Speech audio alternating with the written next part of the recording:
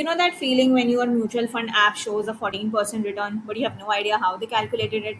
Well, that number is almost always XIRR. And today I'm going to break down exactly what it means and how to calculate it yourself using Upgrowth's free XIRR calculator. Let's get into it. So, before we start with the calculator, let's understand what XIRR stands for. It means Extended Internal Rate of Return. It's the annualized return on any investment where money goes in and comes out at irregular intervals, not neatly every month or every year, but on random dates. That is exactly how real world investing works. Your SIP dates shift, you make a lump sum here, redeem something there. So, regular IRR or CAGR can't handle that accurately.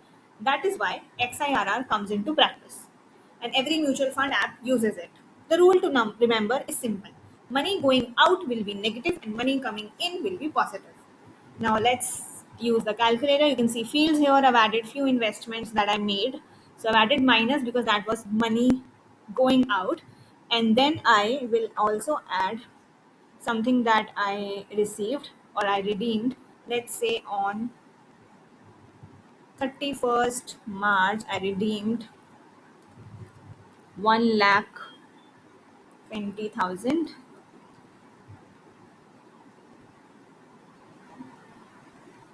Okay, yeah. So I've added C minus 50,000, the investment I made. So it's a negative, right? Money is going. Then I made an investment of minus 30,000, then minus, and then I redeemed 1,20,000. Now I will run calculate XIRR. Now you can see the XIRR comes around to 19.45 per annum.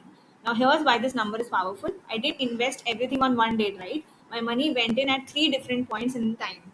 XIRR accounts for exactly how long each rupee was invested, and then it weighs the return accordingly.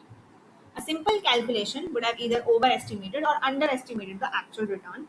XIRR gives you the honest answer. So, as a benchmark, anything above 12% in equity instruments is generally considered good.